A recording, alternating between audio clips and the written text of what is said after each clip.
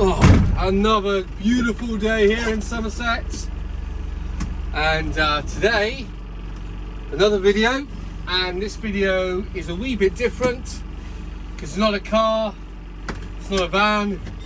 The video is my 2004 Isuzu NPR recovery truck. So without further ado, let's crack on with the video.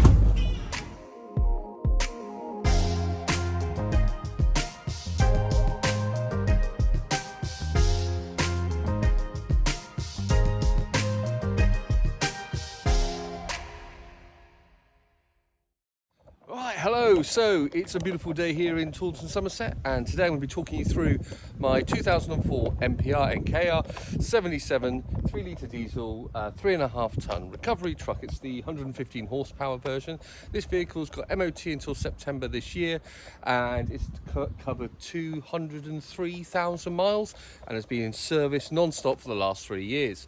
You're currently for sale on the marketplace, on eBay and www.cardoors.com. Well, enough of that. We're going to do this video. What we're going to do is we're going to have a look around the exterior of the vehicle, we're going to have a look around the interior of the vehicle, and then we're going to take it for a drive. And this video is designed to help anybody who's considering purchasing a recovery truck, looking at the NPR, or you fancy looking at my NPR, which is currently for sale in June 2022. Right, so let's have a look around the exterior.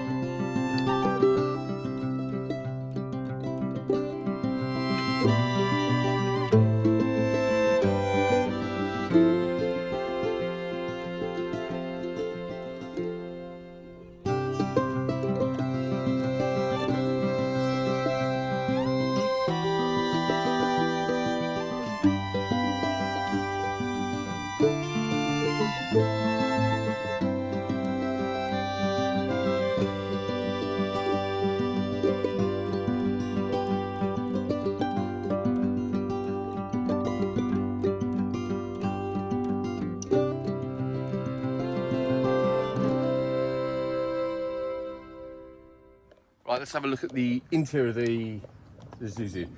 I find it a bit of a struggle actually to call it Isuzu because I've always called it Meta. The gentleman I bought it off prior to in 2020, they called it Meta. So, you know, like cars, the recovery truck. So I've continued to call it Meta. So for the rest of this video, we're going to be calling it Meta. So, and that's what I mean by the truck. So let's have a look at the interior. We've got electric windows here. Fog light, lights on the right, and indicators on the right. If I actually let's try and get up and show you. Ooh. We've got wipers on the left and your washers for your wipers, and you've got, if you pull it towards you and off, that's your air brake as well. We've got the auxiliary heating here. No air conditioning, unfortunately. CD radio. It's a primitive it's a basic, use just the words you can pronounce. It's a basic radio system, plays a CD, plays a radio. In fact, only out of one speaker, but it does the job as and when. I use Bluetooth speakers when I'm up and running. We've got the air vent at the top. You turn this here and this will get you more air coming into the cabin, which is really lovely on a day like today. And glove box down here. In the centre, we've got a 5-speed manual gearbox, and some storage cubby holes in the centre here, where I've got the bits for the camera. The passenger seat switch, if I come up here and have a look, if I can do this, hopefully should be all right. Will it stay? Yeah, should do. So the passenger seats, you essentially clip, and these come down for additional storage here. This one also folds down as well. The base seat actually comes up as well for access underneath, which is all really cool. But it's perfectly comfortable. I've had kids in here, I've had family members in here. I wasn't sure to carry customers. It was primarily just for the vehicles only, for goods in transit, hire and reward, and liability and vehicle transport. The condition of the seating is in pretty damn good order, considering it's a recovery truck. 2004, and it's done what, 204. I have seen them up at like 350,000 miles. So this interior is wearing really well. There's a tiny little tear here. The seats are perfectly comfortable. Perfectly comfortable. I've done many an hour in here, and the same on the passenger side here. If we come up and have a look around the back here, we've got the weight for the measurement, gross vehicle weight, and you got what's the maximum capable on the first axle 1 and then the axle 2. And then if we come around here, we come around to the passenger side. It's great. All the original stickers are here as well. So we've got your, what have we got here? We've got rear wheel cylinder pressure, PSI, and then if we have a look up here, we've got the actual tyre pressures and advice on looking after your servicing requirements, air and oil filter and all that jazz for the for Mesa.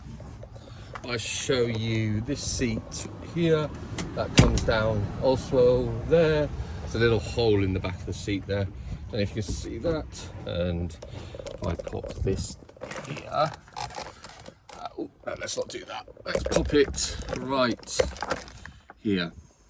So the seat goes back up, and then what we're going to look to do is if we release this one under here, and that goes, oh, and that lifts up here, and then we lift this little tag up, this little cover here, that goes up there. So if we fold that one down, we come over here, fold that one down, and then we lift this up, we got access to the engine underneath, which if you have a look just here, right? So everything's underneath you, makes it dead simple to work on if you're on the move. But there is a much better way of working on this engine, and the access and the visibility is mega. So let's have a look. Right, first off, there's a couple of handles down on the passenger side of the vehicle. We've got the one underneath that you release. Here, pull that too, and lift that one up. And then what you do, there's a third one underneath here, and we lift it up.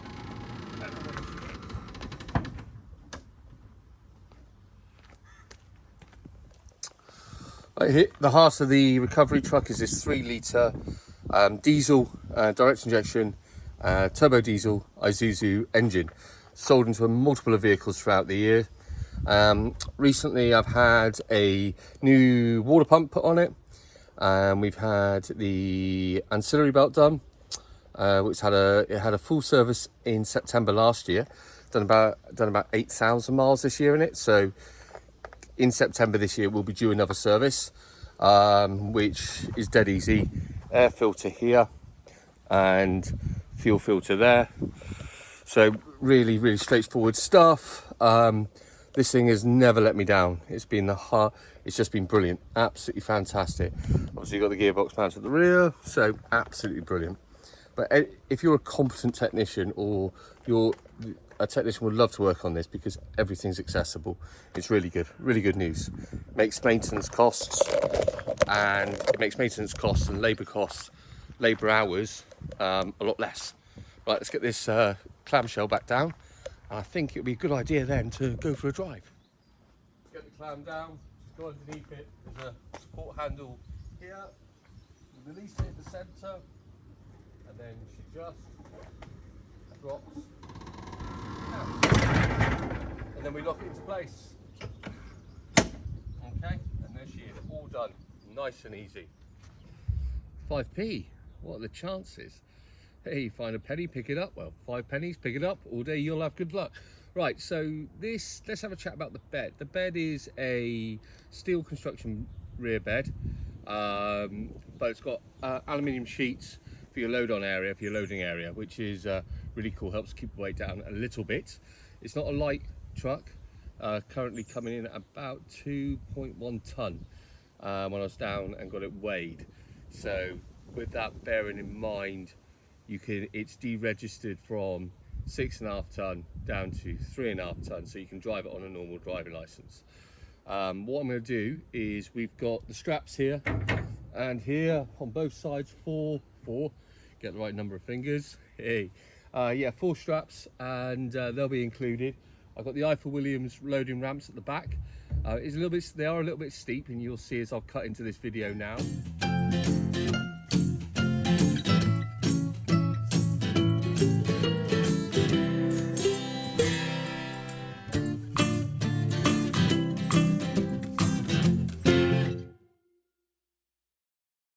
Hopefully that worked.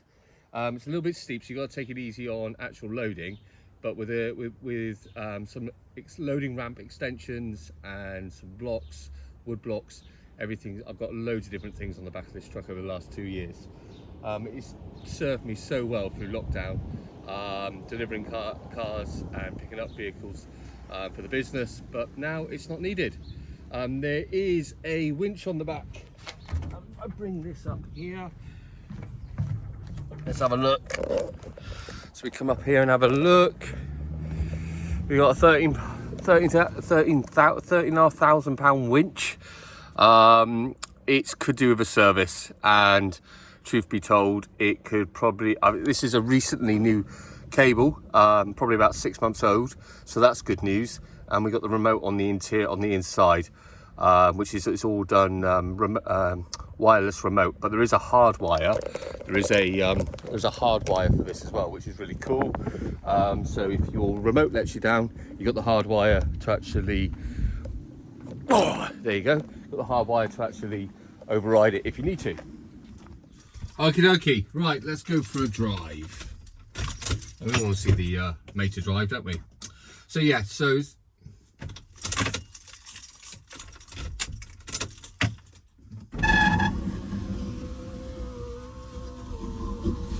I've done the window up so you can hear me, but I won't lie, folks. It is mega hot, mega hot.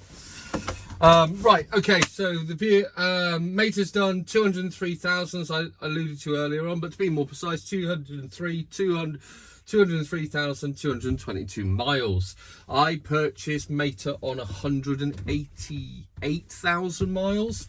So if I have a look here, yeah, so all in all, what is that? 15,000 miles worth of use for myself. And to say I have been to Leeds, I have been to London, I've been all over the United Kingdom in this, and she has been a rock. Liverpool, Porsche 911, Christmas Eve. Wow, you know, this girl just keeps on going. So, ignition on, wait for the coil light to go out, and she jumps into life. Now, the vehicle is noisy in here. There's not much in the way of soundproofing. So second, third, fourth, fifth, it's a dogleg gearbox. First is back with you. When it's not loaded, I use second to pull away, such as the tour, and absolutely mega. Straight away, not a problem. When she's fully laden, I will use first to pull away, but first is very much a get up and go gear for when it's when Mater's got a full load on the back. Just move this. So if you're worried, don't be. This has got power steering, so it's really nice and easy and light and agile to use. Visibility is mega.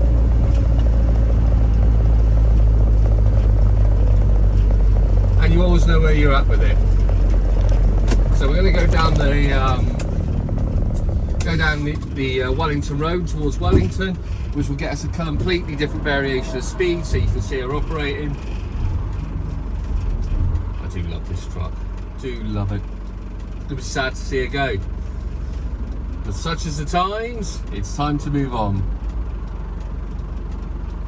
If you wonder, just on a footnote, as far as running costs are concerned, Mater returns 22 miles per gallon, fully laden. She will return. Oh, these are all being super nice. Yeah, 22 miles per gallon, all laden. That's maximum capacity on the rear. And she even did that when I put a trailer on the back. We had 2 cars on the go. So we have one on the back and one on the tow winch on a dual axle trailer as well. I got 22 mpg. Unladen like she is now, you can expect that number to rise about 27 miles per gallon for a 3-litre diesel engine. I think it is brilliant return, absolutely brilliant.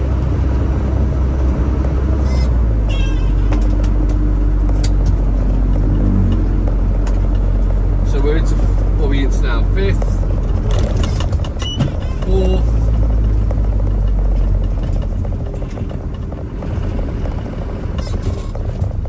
3rd, around that roundabout about 20 miles an hour to give you an idea.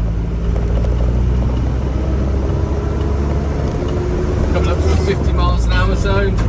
This 3-litre diesel engine, even though it's got all the torque in the world low down, all the torque. Got about 115 horsepower at peak, variable, and a constant 98 horsepower. Doesn't sound like a lot, because truth be told, it ain't a lot. But it does you great for your motorway journeys. You can only do 60 miles an hour anyway, so why not just cruise at 60, right? And you can do that with weight on the back, not a problem. Getting there takes a bit of time, but you know, once you get there, you'll just cruise quite nicely at 60 miles an hour. We're currently travelling, if I go up a little bit more, we're currently travelling the speed limit, which along here, 50 miles an hour. We're in 5th, 6th gear, which is absolutely fine. The road, she tracks the road true. The vehicle unladen, if you want to know, because I've done it, will go up to 70. But truth be told, just keep her at 60, take care of her, and she'll take care of you. Now really, what else can I discuss? Right, braking performance, well I can't really do it here, we're on a 50 mile an hour zone, coming up to 40, I've got traffic behind me. I really want to open this window, guys, won't I? Or the air vent above, I might be able to get away with doing that. Once I've done that, air gets channeled down onto the face. I don't know how they've done it, such a simple Japanese thing, but it works a treat. But you'll find this 3-litre diesel engine, if I understand it correct, an array of vehicles from multiple manufacturers throughout the years.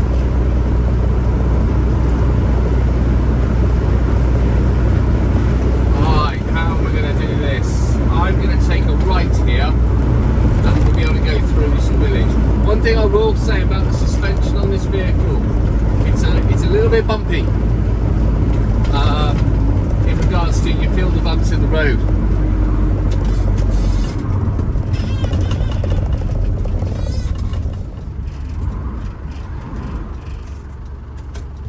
Especially when the vehicle's unladen, right?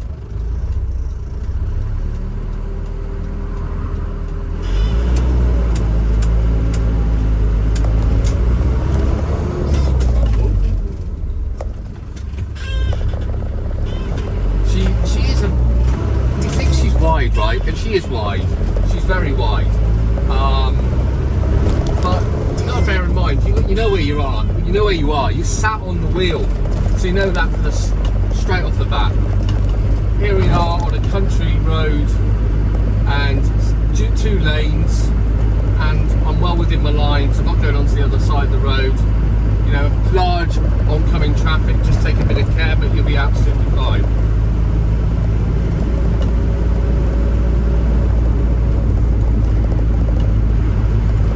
See, she's driving spot on.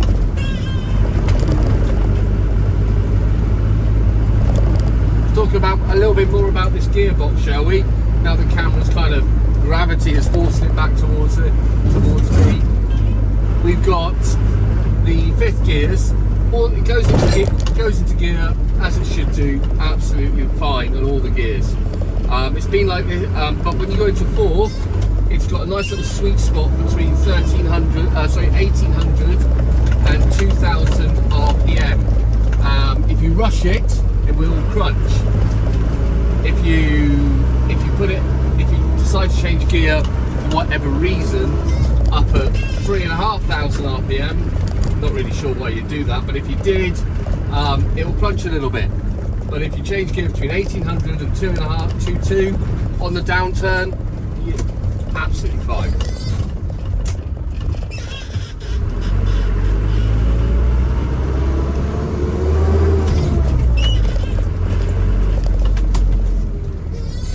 Well, I think I've just pulled in here, so I think it'd be a really good idea to give you a bit of an idea what the vehicle drives like. I'm now going to change the camera position so you get a point of view camera to see what it drives like.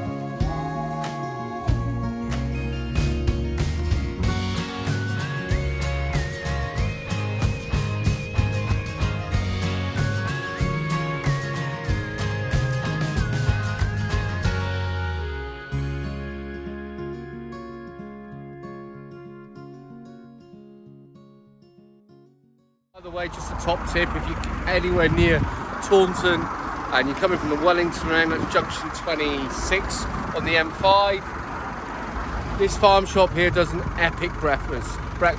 Bit pricey, but my gosh, it's good.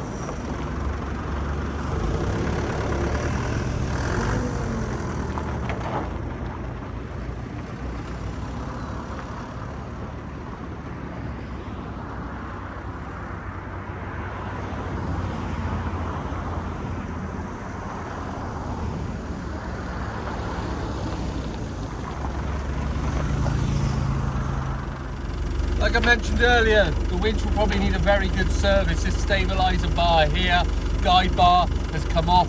I've heavily used this. I've done anything from Defender 90s to I even put a Vivaro van on the back of here for storage. And this winch took it all really. Like I said, needs a good service. The wire's over itself, not attached to the winch. Something to bear in mind. But let's have a look, shall we?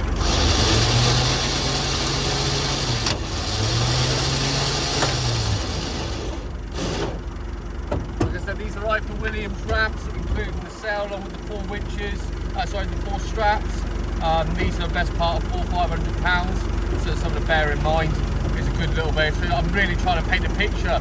I'm just trying to speak over the fabulous 3-litre diesel engine. Paint a picture that I'm going to give you everything you need and get up and go. I'm not going to need any of it. I was half tempted to sell these separately, but I think it's pointless. But just something to bear in mind. So that brings the close to the video. I hope you found it informative. So let's just have a quick recap what we've been through.